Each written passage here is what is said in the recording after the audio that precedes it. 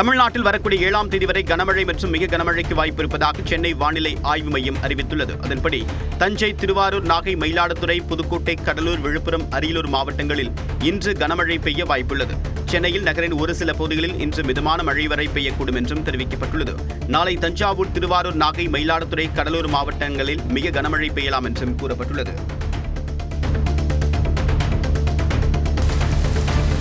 கடலூரில் காற்று, இடி, மின்னலுடன் கூடிய கனமழை பெய்ததால் பல்வேறு இடங்களில் மின்சாரம் துண்டிக்கப்பட்டது. திருப்பாத்திரி, புலியூர், ஆலப்பாக்கம், நெல்லிக்குப்பம் உள்ளிட்ட பகுதிகளில் கனமழை கொட்டி தீர்த்தது.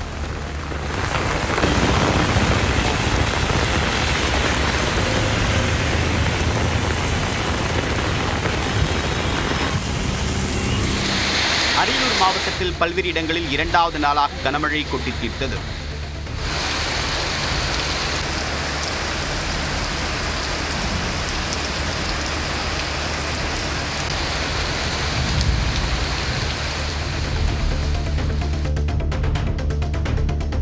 புதுக்கோட்டை மாவட்டத்தின் பல்வேறு பகுதிகளில் நீண்ட நாட்களுக்கு பிறகு பெய்த மழையால் பொதுமக்கள் மகிழ்ச்சி அடைந்தனர்.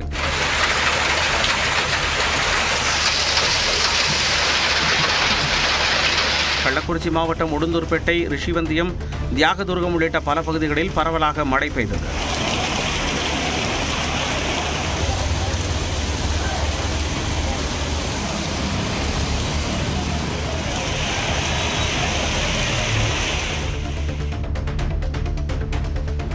பெரம்பலூர் மாவட்டம் குன்னம் மற்றும் அதன் சுற்றுவட்டார பகுதிகளில் 2வது நாளாக மழை பெய்ததால் குளிர்ச்சியான சூழல் நிலவியது.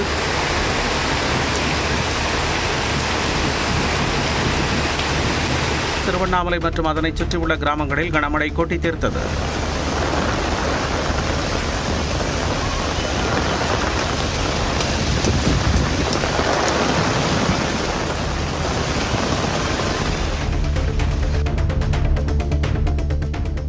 தமிழக அரசின் திட்டங்களுக்கு அரசியல் தலைவர்களின் பெயர்கள் மற்றும் படங்களை பயன்படுத்துவதற்கு சென்னை உயர்நீதிமன்றம் தடை விதித்துள்ளது. இது தொடர்பாக அதிமுக எம்பி CV சண்முகம் தொடர்ந்த வழக்கில் திட்டம் தொடர்பான விளம்பரங்களில் முன்னாள் முதல்வர், கட்சியின் கொள்கை தலைவர்களின் புகைப்படங்கள் இடம்பெறக்கூடாது என நீதிமன்றம் உத்தரவிட்டிருந்தது.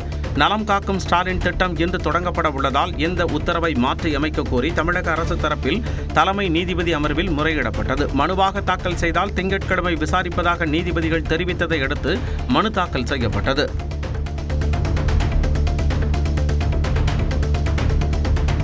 அரசு திட்டங்களில் யார் படம் இருக்க வேண்டும், யார் பெயர் இருக்க வேண்டும் என்பதை தெளிவுபடுத்த கோரி உயர்நீதிமன்றத்தில் விளக்க மனு தாக்கல் செய்திருப்பதாக திமுக எம்பி வில்சன் தெரிவித்துள்ளார். எக்ஸாக்டா யார் படத்தை போடக்கூடாது, யார் பேரை போடக்கூடாது என்பதை வருகிற திங்கட்கிழமை என்று கிளாரிஃபை செய்வார்கள் என்று நம்புகிறோம். கல்வி நிதியை விடுவிக்க கோரிய வழக்கு உச்சநீதிமன்றத்தில் அடுத்த வாரம் விசாரணைக்கு வரும் என்று எதிர்பார்ப்பதாகவும் கூறினார். பாஜகவோடு கூட்டணி வைத்திருந்த திமுக தற்போது தாங்கள் கூட்டணி வைப்பதை மட்டும் விமர்சிப்பது சந்தர்ப்பவாதம் என்று அதிமுக பொதுச் செயலாளர் எடப்பாடி பழனிசாமி விமர்சித்துள்ளார். பாரதிய ஜனதா கட்சி என்றால் அதற்கென்று ஒரு கொள்கை இருக்கின்றது. அண்ணா திமுக என்றால் அண்ணா திமுக என்று ஒரு கட்சி கொள்கை இருக்குது. ஆனா திமுகவுக்கு கொள்கையே கிடையாது. அந்த கூட்டணியில் இருக்கிறவங்களுக்கு கொள்கை கிடையாது. அதிமுக பாஜக கூட்டணி இரட்டை குழல் துப்பாக்கியாக செயல்பட்டு மக்களுக்கான திட்டங்களை கொண்டு வரும் என்று நைனா நாகேந்திரன் தெரிவித்தார். ஒரு மாநில அரசு நல்ல முறையில் செயல்பட முடியும் என்று சொன்னால் மத்திய அரசுடைய உதவி வேண்டும். ஆக மத்திய அரசுடைய உதவி அண்ணன் EPS அவர்களுக்கு நிறைய இருக்கிறது. பாமக சிறப்பு பொதுக்குழு கூட்டம் வரும் 17ஆம் தேதி காலை 10 மணி அளவில் பட்டானூரில் நடைபெறும் என அக்கட்சியின் நிறுவனர் ராமதாஸ் அறிவித்துள்ளார். பொதுக்குழு 17ஆம் தேதி நடக்கும். எல்லாருக்கும் அழைப்பு விடுக்கப்படுமா? அன்புமணி உள்ளிட்ட அவங்க செயல் தலைவருக்கு அழைப்பு இருக்கா? உரியவர்களுக்கு யார் உரியவர்கள் என்பதை கட்சி தீர்மானிக்கும். அவங்களுக்கு அழைப்பு போகும். பாமகவின் சிறப்பு பொதுக்குழு கூட்டம் வரும் 17ஆம் தேதி நடைபெறவுள்ளதாக ராமதாஸ் அறிவித்திருந்த நிலையில் அன்புமணி தரப்பில் போட்டி பொதுக்கூட்டத்திற்கான அறிவிப்பு வெளியாகியுள்ளது. அதன்படி மாமல்லபுரத்தில் வரும் 9ஆம் தேதி பாமக பொதுக்குழு கூட்டம் நடைபெறவுள்ளதாகவும் கட்சியின் வளர்ச்சிப் பணிகள் குறித்து ஆலோசிக்கப்படும் என்றும் அன்புமணி, வடிவேல் ராவணன் ஆகியோர் கூட்டாக வெளியிட்டுள்ள அறிக்கையில் தெரிவிக்கப்பட்டுள்ளது. இதனிடையே ராமதாஸ் தரப்பில் வெளியிடப்பட்ட அறிக்கையில் ஏதோ ஒரு கார்ப்பரேட் அமைப்பால் ஆகஸ்ட் 9ஆம் தேதி நடைபெறுவதாக அறிவிக்கப்பட்டுள்ள பொதுக்குழுவிற்கும் பாட்டாளி மக்கள் கட்சிக்கும் சம்பந்தம் கிடையாது முடியாது என்றும் சட்டவிரோதம் என்றும் தெரிவிக்கப்பட்டுள்ளது. முதலமைச்சர் மு க ஸ்டாலினை பாமக நிறுவனர் ராமதாஸ் தொலைபேசியில் தொடர்பு கொண்டு நலம் விசாரித்தார். இதுகுறித்து சென்னையில் செய்தியாளர்களிடம் பேசிய அவர் இதற்கும் கூட்டணிக்கும் தொடர்பு இல்லை என்று கூறினார். ராமதாஸ் இருக்குமிடம்தான் பாட்டாளி மக்கள் கட்சி என்றும் தெரிவித்தார். ராமன் இருக்குமிடம் என்ன சொல்லுவாங்க, அயோத்தி. அந்த மாதிரி நான் இருக்கிற இடம் தான் பாட்டாளி மக்கள் கட்சி. ஆகஸ்ட் 17ஆம் தேதி நடைபெறவுள்ள பொதுக்குழுவில் பங்கேற்க உரியவர்களுக்கு மட்டும் அழைப்பு போகும் என்று கூறினார்.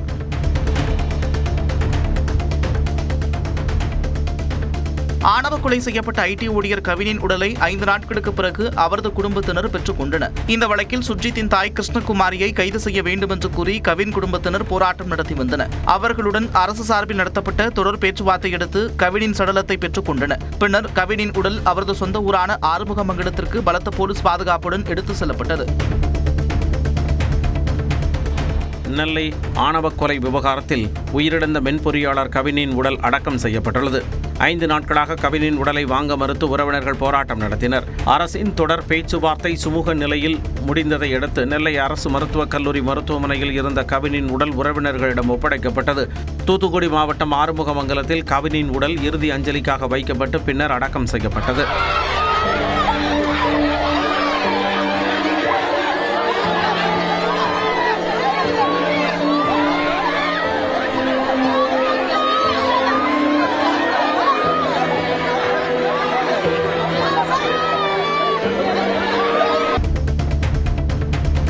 பீகார் வாக்காளர் பட்டியல் சிறப்பு திருத்தத்திற்கு பிறகான வரைவு வாக்காளர் பட்டியலை தேர்தல் ஆணையம் வெளியிட்டுள்ளது. 243 தொகுதிகளில் உள்ள 90,817 வாக்குச்சாவடிகளுக்கான பட்டியலை தேர்தல் ஆணையம் வெளியிட்டுள்ளது. இந்த பட்டியலில் விடுபட்ட பெயர்களை பட்டியலில் சேர்க்க அடுத்த 1 மாத காலத்திற்கு கால அவகாசம் வழங்கப்பட்டுள்ளது. உரிய ஆவணங்கள் இருப்பின் தனிநபர் மற்றும் அரசியல் கட்சிகளின் கோரிக்கையின் அடிப்படையில் பெயர்கள் சேர்க்கப்படும் என்று தெரிவிக்கப்பட்டுள்ளது. தமிழ்நாட்டு வாக்காளர்களாகும் பிற மாநிலத்தவர்கள் பாஜகவிற்கு வாக்களித்தால் அவர்களின் மாநிலம் போல பாதுகாப்பற்ற வேலையில்லாத நிலை இங்கு உருவாகும் என திமுக செய்தித் தொடர்பு செயலாளர் TKS இளங்கோவன் தெரிவித்துள்ளார். பீகார் மாநிலத்திலே இவர்கள் மீண்டும் இங்கே திமுகவுக்கு வாக்களிக்காமல் பாஜகவுக்கோ யாருக்கோ வாக்களித்தால் பீகார் போல தமிழ்நாடும் மாறிவிடும் என்பதை அந்த மக்களும் உணர்ந்து கொள்ள வேண்டும். பாஜகவுக்கு எதிராக வாக்களிக்கக்கூடியவர்களை நீக்குவதற்குரிய முயற்சிகளும் மேற்கொள்ளப்படலாம் என்ற ஐயம் எழுவதாக பிசிக தலைவர் திருமாவளவன் கூறியுள்ளார். பாஜகவுக்கு எதிராக வாக்களிக்கக்கூடிய சிறுபான்மையினர் மற்றும் தலித்துகளின் வாக்குகளை நீக்குவதற்குரிய முயற்சிகளும் மேற்கொள்ளப்படலாம் என்ற ஐயம் எழுந்துள்ளது. வட மாநிலத்தவர்களை தமிழ்நாட்டில் வாக்காளர்களாக சேர்த்தால் தமிழ்நாட்டின் அரசியல் தலைகீழாக மாறிவிடும் என்றும் கூறினார். பீகார் மாநிலத்தில் நடைபெற்ற வாக்காளர் சிறப்பு திருத்த நடவடிக்கையின் மூலம் தேர்தல் ஆணையம் வாக்குகளை திருடுவதாக ராகுல் காந்தி குற்றம் சாட்டினார். நாடாளுமன்ற வளாகத்தில் செய்தியாளர்களிடம் பேசிய அவர் இதில் ஈடுபடும் உயர்மட்ட அதிகாரிகள் முதல் அடிப்படை ஊழியர்கள் வரை அனைவரும் தேச துரோகிகள் என்று காட்டமாக விமர்சித்துள்ளார். इलेक्शन कमीशन में जो भी ये काम कर रहे हैं, right from the top to the bottom, आप एक बात याद रखिए, आपको हम छोड़ेंगे नहीं. कुछ भी हो जाए हम छोड़ेंगे नहीं आपको, क्योंकि आप हिंदुस्तान के खिलाफ काम कर रहे हो. ये ट्रीजन है और कम इससे कम नहीं. பாஜகவுக்கு ஆதரவாக தேர்தல் ஆணையம் வாக்குகளை திருடுவதாக ராகுல் காந்தி கூறியதற்கு அடிப்படை ஆதாரமற்ற குற்றச்சாட்டுகளை புறந்தள்ளுவதாக தேர்தல் ஆணையம் பதிலடி கொடுத்துள்ளது. தேர்தல் ஆணையம் வெளியிட்டுள்ள அறிக்கையில் நாள்தோறும் கூறப்படும் ஆதாரமற்ற குற்றச்சாட்டுகள் அச்சுறுத்தல்களை புறந்தள்ளுவதாக தெரிவித்துள்ளது. அனைத்து தேர்தல் அதிகாரிகளும் பாரபட்சமின்றியும் வெளிப்படையாகவும் பணியாற்றுவதாக தெரிவித்துள்ளது. பாலியல் வன்கொடுமை வழக்கில் கர்நாடக முன்னாள் எம்பியும் தேவேகவுடாவின் பேரனுமான பிரஜ்வல் ரேவண்ணா குற்றவாளி என்று பெங்களூரு சிறப்பு நீதிமன்றம் தீர்ப்பு வழங்கியிருக்கிறது. பாலியல் வழக்கில் சிக்கிய பிரஜ்வல் ரேவண்ணா கடந்த மே 31ஆம் தேதி கைது செய்யப்பட்டார். இந்த வழக்கில் பிரஜ்வல் ரேவண்ணா குற்றவாளி என்று தீர்ப்பளித்துள்ள பெங்களூரு சிறப்பு நீதிமன்றம் தண்டனை விவரங்களை சனிக்கிழமை வெளியிடுகிறது. இந்திய பொருட்கள் மீதான 25% வரி விதிப்பு வரும் 7ஆம் தேதி முதல் அமலுக்கு வரும் என்று அமெரிக்கா அறிவித்துள்ளது. ஆகஸ்ட் 1ஆம் தேதி முதல் 25 விழுக்காடு வரி விதிக்கப்படும் என்று ட்ரம்ப் அறிவித்த நிலையில் வரி விதிப்பு உயர்வு ஆகஸ்ட் 7ஆம் தேதிக்கு ஒத்திவைக்கப்பட்டுள்ளது. வரி விதிப்பு தொடர்பான பேச்சுவார்த்தைக்காக தேதி ஒத்திவைக்கப்படவில்லை என்று விளக்கமளித்துள்ள வெள்ளை மாளிகை அந்நாட்டு சுங்கத்துறை புதிய வரியை வசூலிக்க தேவையான நடவடிக்கை மேற்கொள்வதற்கு அவகாசம் வழங்கப்பட்டுள்ளதாக குறிப்பிட்டுள்ளது. கிரிக்கெட்டில் இருந்து ஓய்வு பெற ரோஹித் சர்மாவுக்கு பிசிசிஐ அழுத்தம் கொடுக்கவில்லை என இந்திய கிரிக்கெட் அணியின் முன்னாள் மேலாளர் தெரிவித்துள்ளார். ரோஹித் சர்மா ஓய்வு பெற்றது அவரது சொந்த முடிவுதான் என 2024-25 ஆண்டு பார்டர் கவாஸ்கர் கோப்பை தொடரின் போது இந்திய அணியின் மேலாளராக இருந்த ஜெய்தேவ் ஷா தெரிவித்துள்ளார். அடுத்த உலக டெஸ்ட் சாம்பியன்ஷிப் சீசனுக்கு புதிய வீரர்கள் தயாராக வேண்டும் என ரோஹித் விரும்பியதாகவும் அவர் குறிப்பிட்டுள்ளார். தங்கத்தின் விலை சவரனுக்கு 160 ரூபாய் குறைந்துள்ளது. ஒரு சவரன் தங்கத்தின் விலை 73,360 ரூபாயாக இருந்த நிலையில் சற்று குறைந்து 73,200 ரூபாய்க்கு விற்பனை செய்யப்படுகிறது. ஒரு கிராம் தங்கத்தின் விலை 20 ரூபாய் குறைந்து 9,150 ரூபாய்க்கு விற்பனை செய்யப்படுகிறது. வெள்ளியின் விலை ஒரு கிராமுக்கு 2 ரூபாய் குறைந்து 123 ரூபாய்க்கு விற்பனை செய்யப்படுகிறது. தமிழ்நாடு மகளிர் ஆணையத்தின் முன்னாள் தலைவரும் கல்வியாளருமான வசந்தி தேவி காலமானார். அவருக்கு வயது 86. 1938 ஆண்டு திண்டுக்கல்லில் பிறந்த இவர் தமிழ்நாடு அரசின் திட்டக்குழு உறுப்பினர், தமிழ்நாடு மகளிர் ஆணையத்தின் தலைவர், மனோன்மணியம் சுந்தரனார் பல்கலைக்கழகத்தின் துணைவேந்தர் உள்ளிட்ட பொறுப்புகளில் வகித்துள்ளார். 2016 ஆண்டு தேர்தலில் ஆர்கே நகர் தொகுதியில் மறைந்த முதலமைச்சர் ஜெயலலிதாவை எதிர்த்து போட்டியிட்டார். பாஜக மற்றும் அதிமுகவுடன் மதிமுக பேச்சுவார்த்தை நடத்தியதாக கூறுவது அபாண்டம் என்று அக்கட்சியின் பொதுச் செயலாளர் வைகோ கூறியிருக்கிறார். சென்னை ஆழ்வார்பேட்டை இல்லத்தில் முதலமைச்சர் மு.க. ஸ்டாலினை மதிமுக பொதுச் செயலாளர் வைகோ மற்றும் துரை வைகோ நேரில் சந்தித்து நலம் விசாரித்தனர். எந்த சூழ்நிலையிலும் எந்த காரணத்தை கொண்டும் இந்துத்துவ சக்திகளோடு RSS பின்னணியில் இயங்குகின்ற பாரதிய ஜனதா கட்சியோடு மறுமலர்ச்சி திராவிட முன்னேற்ற கழகம் இம்மியளவும் உடன்பாடோ தொடர்போ வைத்துக் கொள்ளாது. அதிமுக பொதுச் செயலாளர் தொடர்பான வழக்கில் எடப்பாடி பழனிசாமி தாக்கல் செய்த மனுவை சென்னை உரிமையியல் நீதிமன்றம் தள்ளுபடி செய்தது. கட்சியின் பொதுச் செயலாளராக தாம் தேர்வு செய்யப்பட்டதற்கு எதிராக சூரியமூர்த்தி என்பவர் தாக்கல் செய்த மனுவை நிராகரிக்க கோரி எடப்பாடி பழனிசாமி மனு தாக்கல் செய்தார். அந்த மனுவை விசாரித்த நீதிமன்றம் அதிமுக விதிகளின்படி எடப்பாடி பழனிசாமி பொதுச் செயலாளராக தேர்ந்தெடுக்கப்பட்டார் என்று மனுவில் விளக்கம் அளிக்காததால் அவரது மனுவை தள்ளுபடி செய்தது. தேசிய ஜனநாயக கூட்டணியிலிருந்து ஓ பன்னீர்செல்வம் விலகியதற்கான காரணம் தனக்கு தெரியவில்லை என்று தமிழ்நாடு பாஜக தலைவர் நைனா நாகேந்திரன் தெரிவித்துள்ளார். மதுரையில் செய்தியாளர்களிடம் பேசிய அவர் OPS விரும்பினால் பிரதமரை சந்திக்க ஏற்பாடு செய்யப்படும் என்று உறுதியளித்தார். தொடர்ந்து மோடி அவர்கள் 2 முறை சந்திக்க நேரம் ஒதுக்கி தரல அப்படின்ற ஒரு வருத்தத்தில் தான் OPS அனுமதி. இல்லை, அதை பற்றி எனக்கு தெரியாது. நான் என்கிட்ட சொல்லியிருந்தா நாங்கள் வாங்கி கொடுத்துருப்போம்னு நான் ஏற்கனவே சொல்லியிருந்தேன். ஒகேனக்கல் காவிரி ஆற்றில் பரிசல் இயக்க அனுமதிக்கப்பட்டதால் சுற்றுலா பயணிகள் மகிழ்ச்சி அடைந்தனர். ஒகேனக்கலில் நீர்வரத்து குறையத் தொடங்கிய நிலையில் காவிரி ஆற்றில் பரிசல்கள் இயக்க மாவட்ட நிர்வாகம் அனுமதி அளித்துள்ளது. 6 நாட்களுக்கு பிறகு தடை நீக்கப்பட்ட நிலையில் சுற்றுலா பயணிகள் பரிசல்களில் பயணம் செய்து மகிழ்ந்தனர். எனினும் அருவிகளில் குளிப்பதற்கான தடை நீடித்து வருகிறது.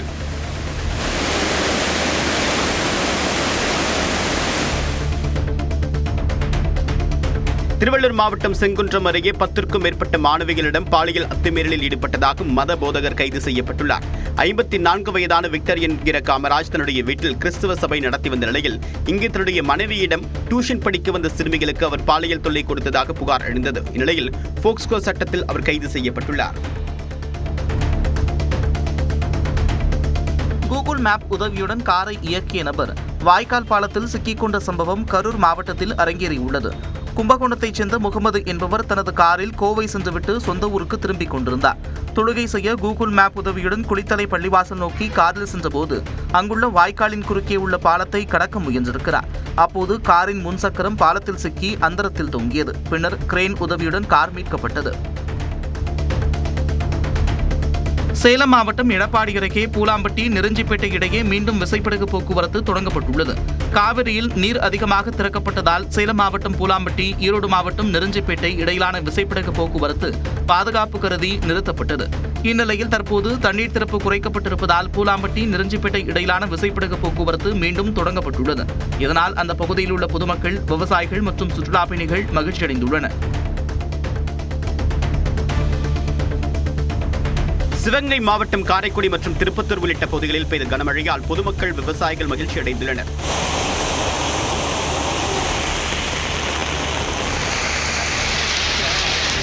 சிவகங்கை மாவட்டம் மானாமதுரை, திருப்புவனம் உள்ளிட்ட பகுதிகளில் கனமழை கொட்டி தீர்த்ததால் இதமான சூழல் நிலவியது.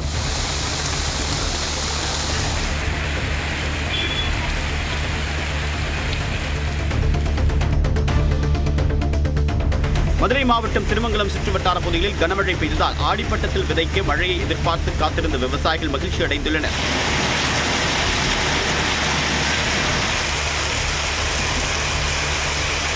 விருதுநகர் மாவட்டம் காரியாப்பட்டி பகுதிகளில் கனமழை வெளுத்து வாங்கிய நிலையில் இளங்கலை உழுது விதைக்க விவசாயிகள் தயாராகி வருகின்றனர்.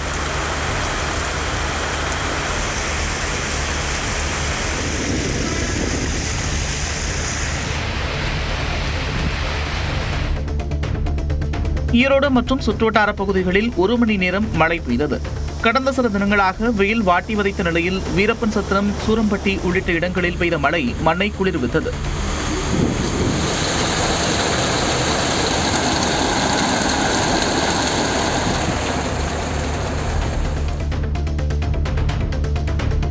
நியூஸ் 18 செய்தி எதிரொலியாக திருவாரூர் மாவட்டத்தில் குறுவை சாகுபடிக்கான பயிர் காப்பீட்டிற்கு கால அவகாசம் 2 வாரம் நீட்டிப்பு செய்யப்பட்டுள்ளது. இந்த மாவட்டத்தில் குறுவை பயிர் காப்பீட்டிற்கான தேதி வியாழக்கிழமையுடன் நிறைவடைந்த நிலையில் 70 விழுக்காடு விவசாயிகள் பயிர் காப்பீடு செய்யவில்லை. காப்பீடு மீதான நம்பகத்தன்மை குறைந்துவிட்டதாக விவசாயிகள் கூறினர். இது தொடர்பாக நியூஸ் 18 செய்தி வெளியிட்ட நிலையில் அதன் எதிரொலியாக பயிர் காப்பீட்டுக்கான காலக்கெடு வரக்கூடிய 14ஆம் தேதி வரை நீட்டிக்கப்பட்டுள்ளது. கவினின் ஆணவ கொலை வழக்கில் அவரது காதலியிடம் சிபிசிஐடி போலீசார் விசாரிக்க திட்டமிட்டுள்ளதாக தகவல் வெளியாகியுள்ளது. கவின் கொலை செய்யப்பட்ட இடமான நெல்லை கேடிசி நகரில் விசாரணை அதிகாரியான டிஎஸ்பி ராஜ்குமார் நவ்ரோஜ் தலைமையிலான சிபிசிஐடி போலீசார் ஆய்வு நடத்தினர். தொடர்ந்து வழக்கின் சாட்சிகளான கவினின் தாய் தமிழ்ச்செல்வி, சகோதரன் பிரவீன் உள்ளிட்டோருக்கு சம்மன் அனுப்பி விசாரணை செய்ய திட்டமிட்டுள்ளனர். ஆடி 18 பண்டிகையை முன்னிட்டு கிருஷ்ணகிரி மாவட்டம் குந்தாரப்பள்ளி வாரச்சந்தையில் 3 கோடி ரூபாய்க்கு ஆடுகள் விற்பனை ஆனதால் வியாபாரிகள் மகிழ்ச்சியடைந்தனர். 3000த்திற்கும் மேற்பட்ட ஆடுகள் கொண்டுவரப்பட்ட நிலையில் 10 கிலோ எடை கொண்ட ஆடு 8000 ரூபாய் வரையும், 15 கிலோ எடை கொண்ட ஆடு 10,000 ரூபாய் வரையும் விற்பனை செய்யப்பட்டது. திருத்தணியில் வீட்டின் வெளியே அமர்ந்திருந்த 90 வயது மூதாட்டியை வெறிநாய் கடித்ததில் அவரது உடலில் 30 இடங்களில் காயம் ஏற்பட்டுள்ளது. சுப்பிரமணிய நகரில் வசித்து வரும் சேகர் என்பவரின் தாய் பச்சையம்மாள் வீட்டின் வெளியே அமர்ந்திருந்தார். திடீரென்ற வழியாக வந்த வெறிநாய் மூதாட்டியை கடித்தது. தடுக்கச் சென்ற அவரது மகனையும் கடித்து குதறியது. காயமடைந்த இருவரும் மருத்துவமனையில் சிகிச்சை பெற்று வருகின்றனர். அதிமுக பொதுச் செயலாளர் எடப்பாடி பழனிசாமி மக்களை காப்போம் தமிழகத்தை மீட்போம் சுற்றுப்பயணத்தின் 3ஆம் கட்டமாக ஆகஸ்ட் 11 முதல் 23ஆம் தேதி வரை பரப்புரை மேற்கொள்ள இருப்பதாக அறிவிக்கப்பட்டுள்ளது.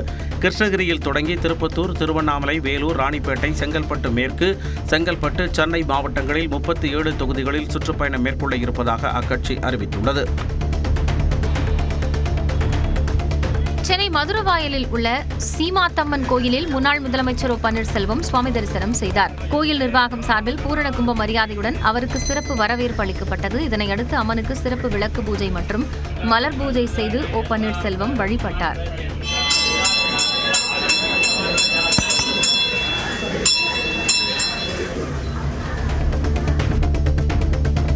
ஆணவ கொலைகள் சுதந்திரத்திற்கு முன்பிருந்தே நடைபெற்று வருவதாக மக்கள் நீதி மய்யம் கட்சியின் தலைவரும் எம்பியுமான கமல்ஹாசன் தெரிவித்துள்ளார். சென்னையில் செய்தியாளர் பேசிய அவர் ஆணவ கொலைகளுக்கு காரணம் கட்சிகள் அல்ல, சமுதாய அமைப்பு என்று சாடினார். ஆணவ கொலைகள் சுதந்திரம் வாங்குறதுக்கு முன்னாடியிலிருந்து நடந்தது. அதுக்கான அடிநாதம் கட்சிகள் மட்டும் இல்லை, நம்மளுடைய சமுதாய அமைப்பு. அதை மாத்திரம். நாடாளுமன்றத்தில் தான் பேச ஆரம்பித்த பிறகு நிறைய கேள்விகள் எழும் என்றும் கமல்ஹாசன் கூறினார். ஆடி 3வது வெள்ளிக்கிழமையொட்டி காஞ்சிபுரம் காமாட்சியம்மன் கோவிலில் தங்கத்தேர் உற்சவம் கோலாகலமாக நடைபெற்றது. திரளான பக்தர்கள் கலந்து கொண்டு தங்கத்தேரை வடம் பிடித்து இழுத்து சாமி தரிசனம் செய்தனர்.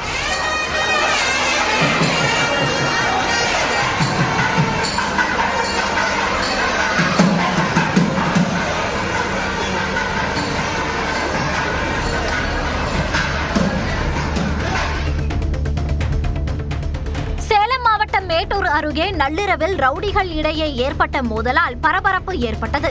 4 ரோடு பகுதியில் இருசக்கர வாகனங்களிலும் கார் ஒன்றிலும் வந்து இறங்கிய ரவுடிகளுக்கு இடையே வாக்குவாதம் ஏற்பட்டுள்ளது. இதையடுத்து இருதரப்பை சேர்ந்த ரவுடிகள் ஒருவரை ஒருவர் தாக்கியுள்ளனர். இந்த சம்பவத்தின் சிசிடிவி காட்சிகள் வெளியான நிலையில் ரவுடிகளை கைது செய்ய நடவடிக்கை எடுக்க வேண்டும் என பொதுமக்கள் கோரிக்கை விடுத்துள்ளனர். மயிலாடுதுறை மாவட்டம் தரங்கம்பாடி அருகே சீதலாதேவி மாரியம்மன் கோயிலில் தீமிதி திருவிழா வெகு விமர்சையாக நடைபெற்றது. கருவிழந்த நாதபுரத்தில் உள்ள சீதலாதேவி மாரியம்மன் கோயிலில் தீமிதி திருவிழா கடந்த மாதம் 18ஆம் தேதி காப்பு கட்டுதலுடன் தொடங்கியது. அதனைத் தொடர்ந்து தினந்தோறும் அம்மனுக்கு சிறப்பு அபிஷேகமும் வீதி உலாவும் நடைபெற்றது.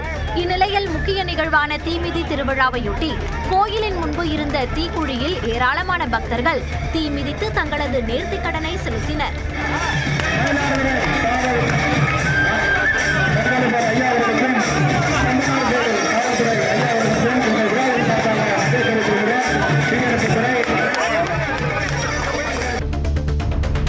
ஆந்திர மாநிலம் குர்னூலில் உள்ள கோவிலில் காவலர் ஒருவரை அமைச்சரின் சகோதரர் கன்னத்தில் அறைந்த சம்பவம் அதிர்ச்சியை ஏற்படுத்தியுள்ளது.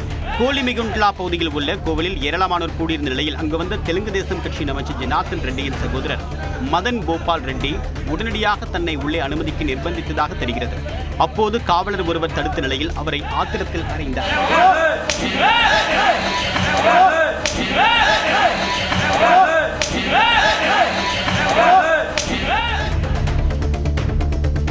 இமாச்சல பிரதேசத்தின் மண்டி பகுதியில் ஏற்பட்ட நிலச்சரிவால் கடுமையான போக்குவரத்து பாதிப்பு ஏற்பட்டது. பண்டோக் அணை அருகே ஏற்பட்ட நிலச்சரிவால் சண்டிகர் மணாலி தேசிய நெடுஞ்சாலை சேதமடைந்துள்ளது.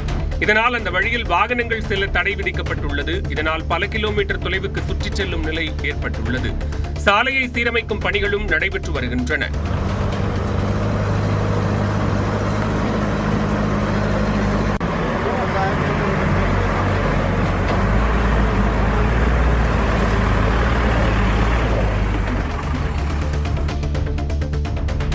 சென்னையை அடுத்த குன்றத்தூரில் உங்களுடன் ஸ்டாலின் முகாமில் தொலைந்து போன குழந்தை பாதுகாப்புடன் மீட்கப்பட்டு தாயிடம் ஒப்படைக்கப்பட்டார்.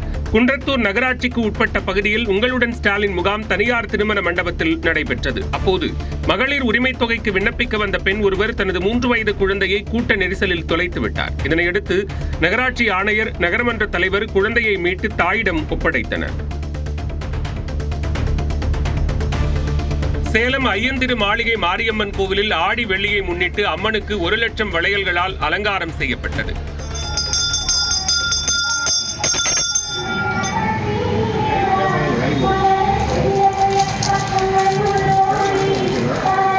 இதேபோன்று அரியலூரில் உள்ள பெரியநாயகி அம்மன் கோவிலிலும் 1,08,000 வளையல்களால் அம்மனுக்கு சிறப்பு அலங்காரம் செய்யப்பட்டது.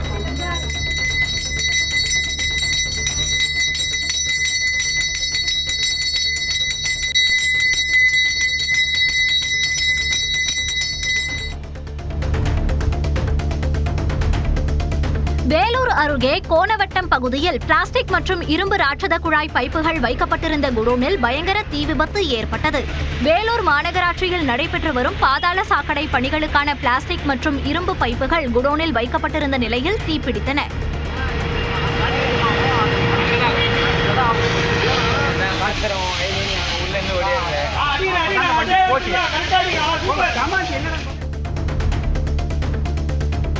நீலகிரி மாவட்டம் குன்னூர் அருகே 2 காட்டு மாடுகள் ஆக்ரோஷத்துடன் ஒன்றுக்கொன்று மோதிக்கொண்டன.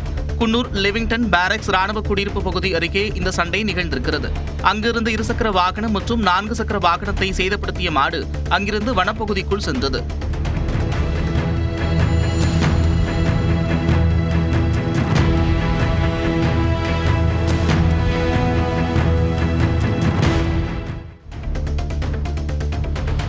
வெள்ளியை உருக்கி கொட்டுவது போல் கொடைக்கானல் புலவிச்சாறு அருவியில் தண்ணீர் கொட்டிய காட்சி காண்போரை மெய்சிலிர்க்க வைத்துள்ளது.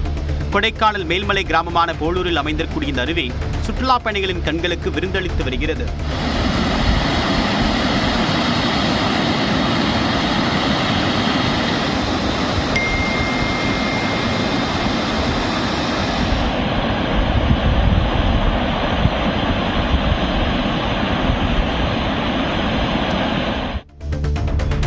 திருப்பூர் உடுமலை வனச்சரக அலுவலகத்தில் விசாரணை கைதி மாரிமுத்து உயிரிழந்த விவகாரத்தில் சிபிசிஐடி எடுத்து விசாரணை மேற்கொள்ள வேண்டும் என்று கேரள மாநிலம் தேவிக்குளம் எம்எல்ஏ ராஜா தலைமையில் வனத்துறை அலுவலகம் முன்பாக 500க்கும் மேற்பட்ட பழங்குடியினர் கூடி போராட்டத்தில் ஈடுபட்டதால் பரபரப்பு ஏற்பட்டது.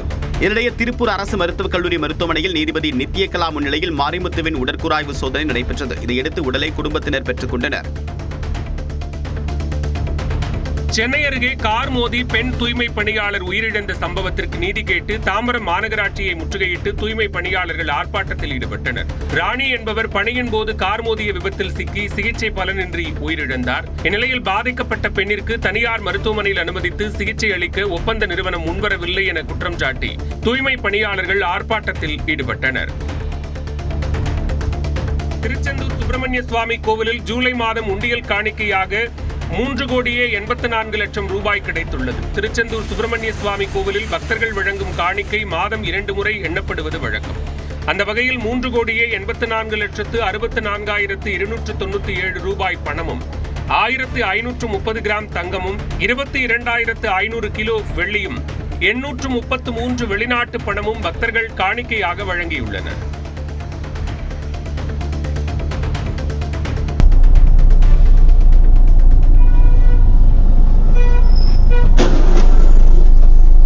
தெலங்கானா மாநிலம் ஹைதராபாத்தில் பள்ளி பேருந்து மோதி ஒருவர் உயிரிழந்த சம்பவம் அதிர்ச்சியை ஏற்படுத்தியுள்ளது. மியாப்பூர் காவல் நிலையத்திற்குட்பட்ட கோபால் நகர் பகுதியில் இந்த விபத்து நடந்தது. வேகமாக வந்த பள்ளி பேருந்து இருசக்கர வாகனத்தில் வந்த நபர் மீது மோதியது. அவர் ஹெல்மெட் அணிந்திருந்த போதும் பேருந்து இடித்த வேகத்தில் ஹெல்மெட் கழன்று விழுந்தது. இதில் அவர் சம்பவ இடத்திலேயே உயிரிழந்தார்.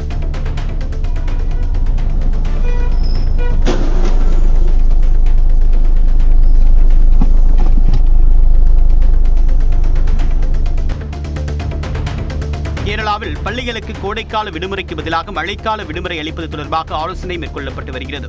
இது குறித்து அந்த மாநில பொதுக்கல்வித்துறை அமைச்சர் சிவன்குட்டி தன்னுடைய ஃபேஸ்புக் பக்கத்தில் பதிவேற்றிருந்தார். அதில் ஏப்ரல் மே மாதத்திற்கு பதிலாக மழைக்காலமான ஜூன் ஜூலையில் பள்ளி விடுமுறையை மாற்றுவது தொடர்பாக ஆலோசனை வழங்க அவர் பொதுமக்களுக்கு அழைப்பு விடுத்துள்ளார். இதற்கு பெரும்பாலானவர்கள் வரவேற்பு தெரிவித்துள்ளனர்.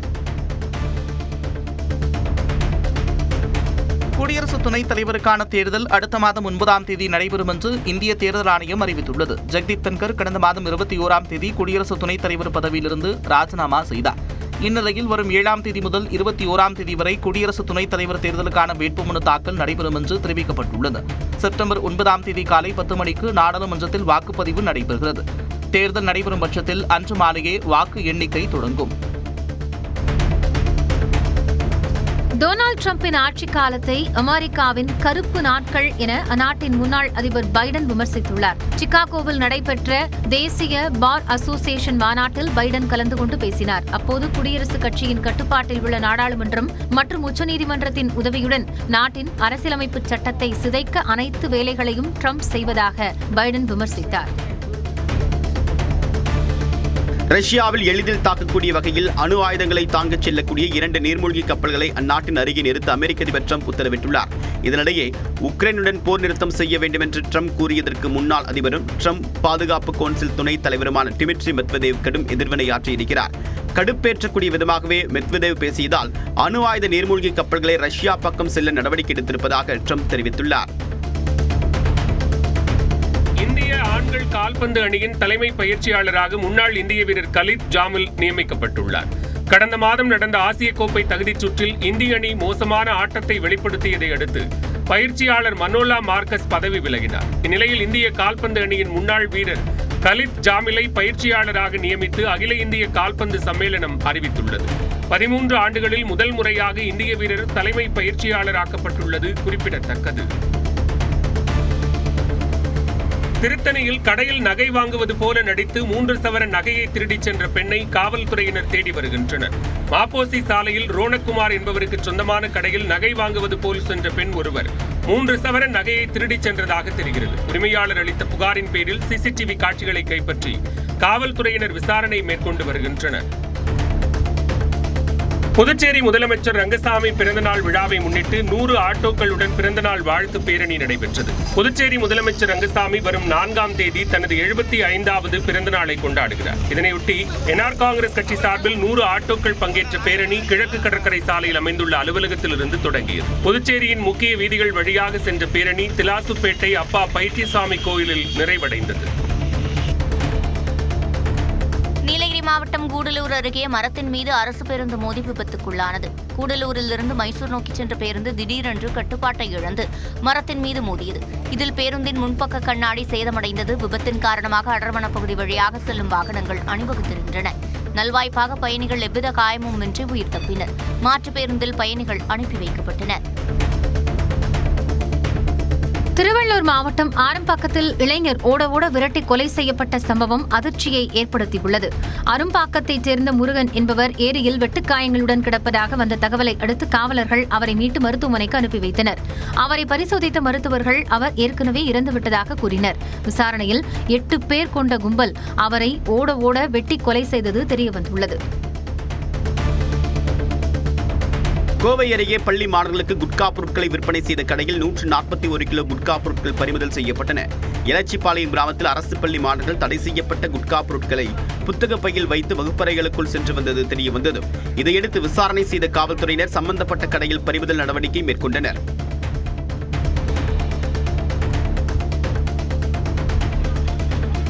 கள்ளக்குறிச்சி மாவட்டம் தியாகதுர்கம் அருகே 2 தனியார் பேருந்து ஊழியர்களிடையே ஏற்பட்ட தகராறு காரணமாக போக்குவரத்து பாதிக்கப்பட்டது. நேர பிரச்சினை காரணமாக இரு தரப்பினருக்கும் இடையே வாக்குவாதம் ஏற்பட்டதாக கூறப்படுகிறது. பேருந்துகளை நடிவழியில் நிறுத்திவிட்டு தகராறில் ஈடுபட்டதால் அந்த பகுதியில் போக்குவரத்தும் பாதிக்கப்பட்டது.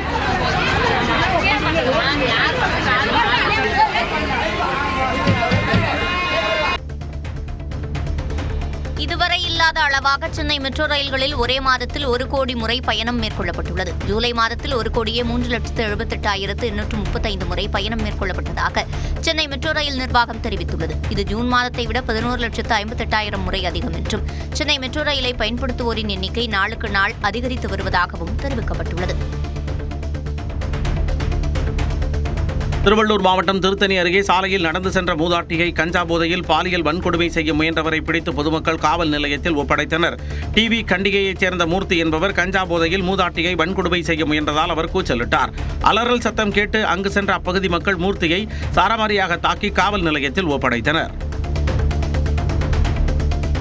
மாவட்டம் புலிவலம் அருகே காதலில் ஏற்பட்ட பிரச்சினைக்கு சமரசம் பேச வந்து கத்திக்குத்துக்கு ஆளான 2வது நபரும் உயிரிழந்தார். கடந்த 29ஆம் தேதி இரவு புலிவலத்திற்கு நண்பர்களுடன் சென்ற முகமது ஆதாம் தன்னிடம் பேசாத காதலியிடம் தகராறு செய்துள்ளார். இதனை தடுக்க வந்த நீதிமன்ற ஊழியரான சந்தோஷ்குமார் மற்றும் தட்சிணாமூர்த்தி ஆகிய இருவரையும் கத்தியால் குத்தினார். இதில் சந்தோஷ் உயிரிழந்த நிலையில் சிகிச்சையில் இருந்த தட்சிணாமூர்த்தியும் பரிதாபமாக மரணமடைந்தார். இந்த கொலை வழக்கில் 3 பேர் ஏற்கனவே கைது செய்யப்பட்டுள்ளனர். சுதந்திர தின உரையில் தான் என்ன பேச வேண்டும் என்பது குறித்து யோசனைகள் மற்றும் ஆலோசனைகளை தெரிவிக்க குடிமக்களுக்கு பிரதமர் மோடி கோரிக்கை விடுத்துள்ளார். எக்ஸ் பக்கத்தில் பதிவிட்டுள்ள அவர் எதை கருப்பொருளாக வைத்து சுதந்திர தின உரையில் தான் பேச வேண்டும் என்பது குறித்து தெரிவிக்க அழைப்பு விடுத்துள்ளார். பொதுமக்கள் தங்கள் ஆலோசனைகளை மை கவ் மற்றும் நமோ ஆப் வழியாக தெரிவிக்கலாம் என்றும் பிரதமர் கூறியிருக்கிறார்.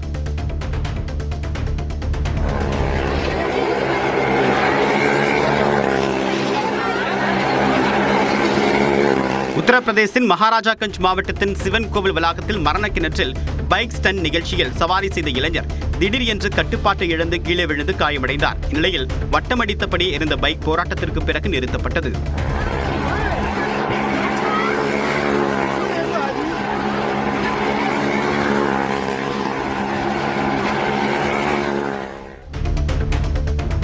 மத்திய பிரதேச மாநிலம் இந்தூர் மற்றும் போபாலில் நோ ஹெல்மெட் நோ பெட்ரோல் விதிமுறை அமலுக்கு வந்துள்ளது. இருசக்கர வாகன ஓட்டிகள் ஹெல்மெட் அணிவதை உறுதி செய்யும் வகையில் இந்த நடவடிக்கை எடுக்கப்பட்டுள்ளது. ஹெல்மெட் அணியாதவர்களுக்கு பெட்ரோல் விற்பனை செய்யக்கூடாது என பெட்ரோல் பங்குகளுக்கு உத்தரவிடப்பட்டுள்ளது. முதற்கட்டமாக 2 நகரங்களில் இந்த நடைமுறை அமல்படுத்தப்பட்டுள்ள நிலையில் அடுத்தடுத்து மாநிலத்தின் பிற பகுதிகளிலும் விரிவுபடுத்தப்படும் என தெரிகிறது. இந்திய கிரிக்கெட் அணியின் முன்னாள் கேப்டனும் சென்னை சூப்பர் கிங்ஸ் அணியின் கேப்டனுமான தோனி தனியார் நிகழ்ச்சியில் பங்கேற்பதற்காக சென்னை வந்துள்ளார். சென்னை அண்ணா நகரில் கண் மருத்துவமனை திறப்பு விழாவில் கலந்து கொள்ள சென்னை வந்த தோனிக்கு விமான நிலையத்தில் மருத்துவமனை நிர்வாகிகள் பூங்கொத்து கொடுத்து வரவேற்றனர். விருதுநகர் மாவட்டம் சிவகாசியில் இரும்பு கடையில் ஏற்பட்ட தீ விபத்தில் கடை முன்பு நிறுத்தி வைக்கப்பட்டிருந்த வாகனங்கள் தீயில் எரிந்து சேதமடைந்தன. காமராஜர் சாலையில் புல்வெளியில் பற்றிய தீ பழைய இரும்பு கடையிலும் எதிர்பாராத விதமாக பரவியுள்ளது. இதில் கடையின் வெளியே நிறுத்தி வைக்கப்பட்டிருந்த கார், சரக்கு ஆட்டோ, டிராக்டர் உள்ளிட்ட வாகனங்கள் மீதும் தீ பற்றி எரிந்தது. கோவையில் நடைபெற்ற விமான கண்காட்சியை ஏராளமான பள்ளி மாணவ மாணவிகள் கண்டு ரசித்தனர். குனியமுத்தூர் பகுதியில் உள்ள தனியார் கல்லூரியில் ஏரோபிளஸ் 2025 எனும் விமான கண்காட்சி தொடங்கியுள்ளது. 3 நாட்கள் நடைபெறும் இந்த கண்காட்சியில் பல்வேறு ரக விமானங்கள், ட்ரோன்கள், விமானத்தின் பாகங்கள் ஆகியவை காட்சிப்படுத்தப்பட்டுள்ளன. முதல் 2 நாள் கண்காட்சியை காண பள்ளி மாணவர்களுக்கு மட்டுமே அனுமதி வழங்கப்பட்டுள்ளது. கோவையைச் சேர்ந்த பல்வேறு பள்ளிகளைச் சேர்ந்த மாணவ மாணவிகள் கண்காட்சியை கண்டு ரசித்தனர். வேலூர் மாவட்டத்தில் மூளை காய்ச்சலால் பாதிக்கப்பட்ட இளைஞருக்கு தடுப்பூசி செலுத்திக் கொள்ள அணைக்கட்டு திமுக எம்எல்ஏ நந்தகுமார் 30,000 ரூபாய் நிதியுதவி வழங்கினார். கருங்காலி கிராமத்தைச் சேர்ந்த முருகன் என்பவரின் மகன் சதீஷ் மூளை காய்ச்சலால் அவதிப்பட்டு வருகிறார். 6 மாதத்திற்கு ஒருமுறை தடுப்பூசி செலுத்திக் கொள்ள 30,000 ரூபாய் தேவைப்படுவதாக உங்களுடன் ஸ்டாலின் முகாமில் சட்டமன்ற உறுப்பினர் நந்தகுமாரிடம் சதீஷின் பெற்றோர் கூறியுள்ளனர். உடனடியாக பணத்தை வழங்கிய அவர் அடுத்த தடுப்பூசிக்கும் பணம் வழங்குவதாக உறுதியளித்துள்ளார். திருவள்ளூர் மாவட்டம் திருத்தணியில் அரசு பேருந்தில் இருந்த ரப்பரை கிடைத்தெறிந்த மாணவரை தட்டி கேட்ட நடத்துனர் தாக்கப்பட்ட சம்பவம் பரபரப்பை ஏற்படுத்தியது. திருத்தணியில் இருந்து வீரமங்கலம் செல்லும் அரசு பேருந்தில் இருந்த அரசு பள்ளி மாணவர் பேருந்தின் படிக்கட்டுகளில் இருந்த ரப்பர்களை கிழித்து எறிந்ததாக தெரிகிறது. இதனை தட்டி கேட்ட நடத்துனரை தாக்கிவிட்டு மாணவர் தப்பியோடியுள்ளார். இதனால் பேருந்தை சாலையில் நிறுத்தப்பட்டதால் போலீசார் பேச்சுவார்த்தை நடத்தி மாணவர் மீது நடவடிக்கை எடுப்பதாக கூறினர். இதையடுத்து பேருந்து புறப்பட்டு சென்றது. திருவள்ளூர் மாவட்டம் பொன்னேரி அருகே கட்டடம் இடிக்கும் பணியின் போது சுவர் இடிந்து விழுந்ததில் இடுபாடுகளில் சிக்கிய தொழிலாளி உயிரிழந்தார். சயனாவரம் கிராமத்தில் தனிநபர் ஒருவருக்கு சொந்தமான இடத்தில் புதிய வீடு கட்டுவதற்காக பழைய வீட்டை இடிக்கும் பணி நடைபெற்றது. இதில் தினேஷ்குமார் என்ற தொழிலாளி மீது எதிர்பாராத விதமாக சுவர் இடிந்து விழுந்ததில் உயிரிழந்தார். திருப்பத்தூரில் ஏடிஎம்மில் பணம் எடுத்துக் கொடுக்க சொன்ன பெண்ணிடம் 30,000 ரூபாய் பணம் மற்றும் ஏடிஎம் கார்டை எடுத்து சென்ற நபரால் பரபரப்பு ஏற்பட்டது. சோளம்பட்டி கிராமத்தைச் சேர்ந்த 52 வயதான லட்சுமி திருப்பத்தூர் அரசு மருத்துவமனைக்கு சிகிச்சைக்காக வந்த நிலையில் பேருந்து நிலையம் அருகே உள்ள பொதுத்துறை வங்கி ஏடிஎம்மில் பணம் எடுக்க சென்றுள்ளார். பணம் எடுத்து தருமாறு ஒருவரிடம் கூறிய நிலையில் அவர் பணத்தை எடுத்துவிட்டு வேறு கார்டை கொடுத்துவிட்டு தலைமறைவானார். சென்னை புழல் அருகே இருசக்கர வாகனத்தில் முகமூடி அணிந்து வந்த இளைஞரிடம் கத்தியை காட்டி மிரட்டி செல்போன் மற்றும் பணம் பறித்த 3 பேர் கைது செய்யப்பட்டனர். கம்மவார்பாளையம் பகுதியைச் சேர்ந்த சதாசிவம் என்பவர் காவாங்கரை சந்திப்பு சாலையில் இருசக்கர வாகனத்தில் சென்றபோது அவரை முகமூடி அணிந்து வந்து வழிமறித்த 3 பேர் கத்தியை காட்டி மிரட்டி செல்போன் மற்றும் 1000 ரூபாய் பணத்தை பறித்து சென்றுள்ளனர். இதுகுறித்து விசாரணை நடத்திய போலீசார் சிசிடிவி காட்சிகளின் அடிப்படையில் பூவரசன், சஞ்சய்குமார், அனீஸ் ஆகிய 3 பேரை கைது செய்து ஒரு இருசக்கர வாகனம் மற்றும் 2 செல்போன்களை பறிமுதல் செய்தனர். புதுக்கோட்டை கொத்தமங்கலம் கிராமத்தில் திருமணமான பெண் சடலமாக மீட்கப்பட்ட நிலையில் கணவர் மீது குற்றம் சாட்டி உறவினர்கள் போராட்டத்தில் ஈடுபட்டதால் பரபரப்பு ஏற்பட்டது. கண்ணன் குடிப்பழக்கத்திற்கு அடிமையானதால் மனைவி பிரியாவுடன் அடிக்கடி தகராறு ஏற்பட்டு வந்த நிலையில் பிரியா தற்கொலை செய்து கொண்டதாக கூறப்படுகிறது. இந்நிலையில் பிரியா இறப்பில் சந்தேகம் இருப்பதாக கூறி அவரது உறவினர்கள் சாலை மறியல் போராட்டத்தில் ஈடுபட்டனர். வட்டாட்சியர், காவல்துறையினர் சுமார் 2 மணி நேரம் பேச்சுவார்த்தை நடத்தியதை அடுத்து பிரேத பரிசோதனைக்கு உடலை ஒப்படைத்தனர். விழுப்புரம் மாவட்டம் செஞ்சி அருகே வீட்டுமனை பட்டா வழங்காததை கண்டித்து வட்டாட்சியர் அலுவலகத்தில் அமர்ந்து பெண்கள் தர்ணா போராட்டத்தில் ஈடுபட்டனர். ஜம்போதி கிராமத்தைச் சேர்ந்த 120க்கும் மேற்பட்ட குடும்பங்கள் தங்களுக்கு இலவச வீட்டுமனை பட்டா வழங்க வலியுறுத்தி கடந்த 4 ஆண்டுகளாக அமைச்சர், மாவட்ட ஆட்சியர், சார் ஆட்சியர், முதலமைச்சர் தனிப்பிரிவு என தொடர்ச்சியாக மனுக்கள் அளித்து வந்ததாக கூறப்படுகிறது. இருப்பினும் அவர்களுக்கு பட்டா வழங்காததால் ஆத்திரமடைந்த 50க்கும் மேற்பட்ட பெண்கள் செஞ்சி வட்டாட்சியர் அலுவலகத்தில் தர்ணா போராட்டத்தில் ஈடுபட்டனர். விருதுநகர் மாவட்டம் சாத்தூர் அரசு மருத்துவமனையில் பாம்பு கடிக்கு சிகிச்சை பெற்று வந்த பெண் உயிரிழந்ததற்கு தவறான சிகிச்சை அளிக்கப்பட்டதே காரணம் என கூறி உறவினர்கள் மருத்துவர்களுடன் வாக்குவாதத்தில் ஈடுபட்டனர். வேப்பிலைப்பட்டி கிராமத்தைச் சேர்ந்த காந்திமதியை பாம்பு கடித்த நிலையில் சிகிச்சையின் போது அவர் உயிரிழந்ததால் உறவினர்கள் மருத்துவர்கள் மீது குற்றம் சாட்டினர்.